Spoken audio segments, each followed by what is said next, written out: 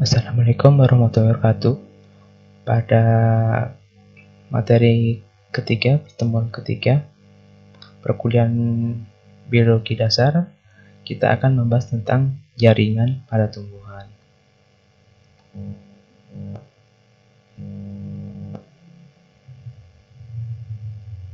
Nah, jaringan pada tumbuhan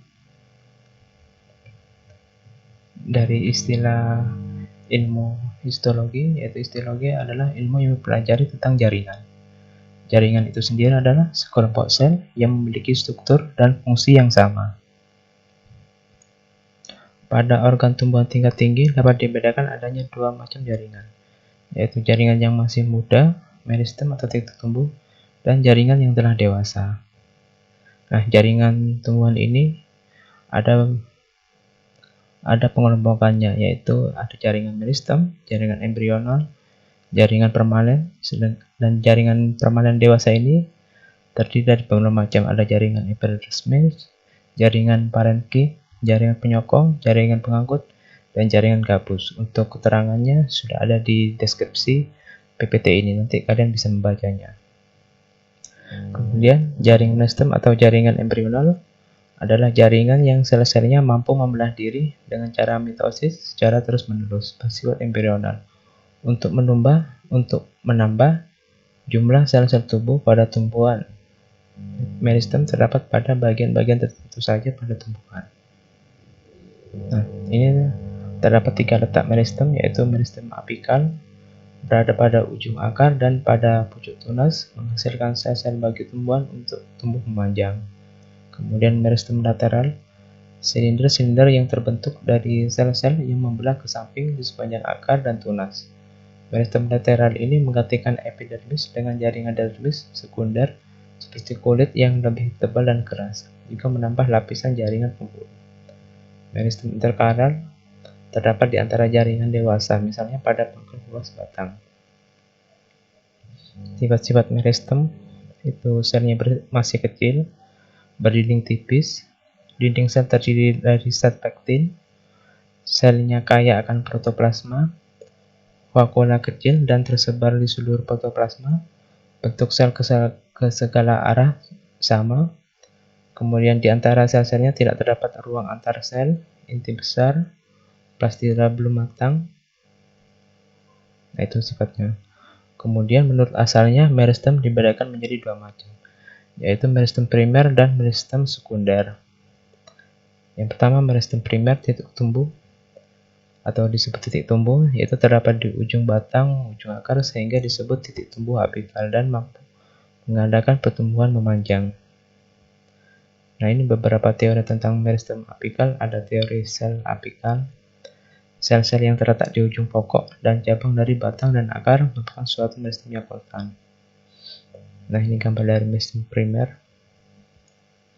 Kemudian ini meristem sekunder. Bedanya ini. Pada meristem primer ada protoderma, ada meristem dasar, ada prokambium. Sedangkan meristem sekunder terdapat epidermis, ada inti, kemudian ada korteks atau kulit luar. Kemudian yang kedua adalah teori histogen. Terdiri dari teori Hansen. Pada meristem apikal akar terdapat 3 daerah histogen atau pembentuk jaringan, yaitu dermatogen, terdiri dari selapis sel paling luar, merupakan primerdia yang akan tumbuh menjadi epidermis. Kemudian periblem, terdiri dari beberapa lapis sel di sebelah dalam dermatogen yang akan tumbuh menjadi korteks. Kemudian C, plerom, terdiri dari beberapa lapis sel di sebelah dalam periblem yang akan tumbuh menjadi stele. Pada ujung akar terdapat kaliptra, berisi tepung statolit yang berguna agar akar mempunyai gaya berat untuk tumbuh ke bawah ke dalam tanah. Sel-sel kaliptra dihasilkan oleh jaringan kaliptrogen yang ada di sebelah atasnya. Ini teori Einstein. Ini untuk keterangan A, B, C ada di sini. Nah, ini. Kemudian teori Haberland. Meristem apikal dibagi menjadi 4 daerah, yaitu promeristem, daerah terujung, sel-selnya selalu membelah membentuk meristem baru. Kemudian B, ada protoderm, terdiri dari beberapa lapis sel terluar di sebelah bawah promeristem yang kelak akan tumbuh menjadi epidermis dan sebagai korteks. Kemudian C. Prokambium, beberapa lapis sel sebelah dalam protoderm yang akan tumbuh menjadi kambium pembentuk floem sekunder dan xilem sekunder. Dan D. Meristem dasar, beberapa lapis sel paling dalam yang akan tumbuh menjadi stele.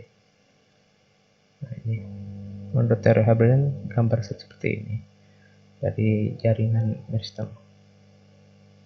Kemudian teori tunica corpus yang satu itu adalah keterangan dari bagian luar disebut tunica yang menghasilkan korteks atau kulit luar. Kemudian dua ini bagian dalam disebut korpus yang menghasilkan stele. Yang kedua meristem sekunder. Yang dibahas yang pertama adalah kambium. Morfologinya yaitu selnya pipi prismatik agak memanjang, berdinding tipis, tersusun rapat tanpa ruang antar sel.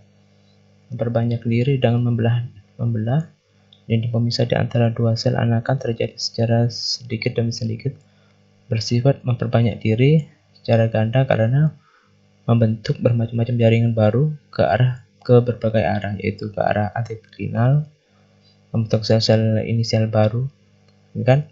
Ke arah perikinal membentuk floem sekunder dan xilem sekunder. Untuk istilah ini nanti ada di deskripsi. Nah, ini pembelahan, maksudnya ini pembelahan sel ke arah dalam dan keluar. Nah, aktivitas kambium menyebabkan pertumbuhan sekunder sehingga batang tumbuhan menjadi besar. Ini terjadi pada tumbuhan dikotil dan gymnospermae, tumbuhan biji terbuka. Pertumbuhan kambium ke arah luar akan membentuk kulit batang, sedangkan ke arah dalam akan membentuk kayu. Pada masa pertumbuhan kambium ke arah dalam lebih aktif dibandingkan pertumbuhan kambium ke arah luar, sehingga menyebabkan kulit batang menjadi tipis dibandingkan kayu. Gambar penampang menitang batang dikotil seperti ini gambarnya.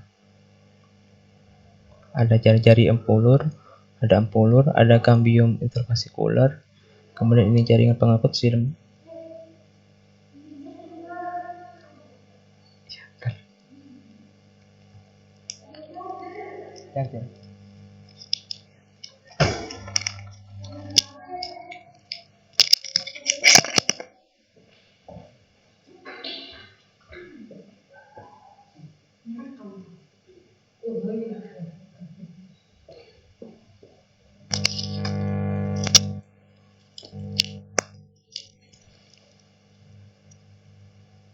Maaf, tadi ada teman dosen.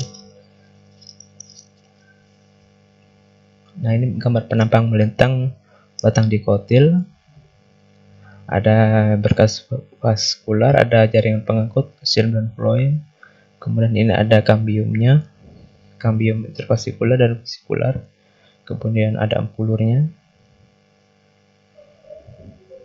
Nah, velogen, kambium gabus merupakan meristem sekunder yang membentuk jaringan gabus sekunder. Velogen bersifat dipleoris, yaitu ke arah luar membentuk velem, sel-sel gabus sekunder, dan ke arah dalam membentuk verodem, panting gabus. Kambium dan kambium gabus letaknya lateral pada batang dan akar, yaitu sejajar dengan permukaan sisi organ tersebut, maka disebut meristem lateral. Jaringan gabus merupakan jaringan yang tersusun dari sel-sel parenkim gabus. Pada tumbuhan dikotil, jaringan gabus dibentuk oleh kambium gabus atau velogen dan terletak di sebelah bawah dari jaringan epidermis. Jaringan gabus yang dibentuk ke arah dalam disebut verodem, merupakan sel-sel hidup, sedangkan sel gabus yang dibentuk ke arah luar disebut velem, merupakan sel-sel yang mati. Dengan bentuk sel kotak, dinding selnya mengalami penebalan oleh suberin, serta bersifat impermeabel, tidak terpusat air. Nah, ini gambar kambium gabus. Bisa dilihat bagian-bagiannya. Oke, sekian. Jika ada yang ditanyakan, silakan tulis di kolom komentar. Jika tidak ada, kita ke pertemuan berikutnya. Terima kasih. Assalamualaikum warahmatullahi wabarakatuh.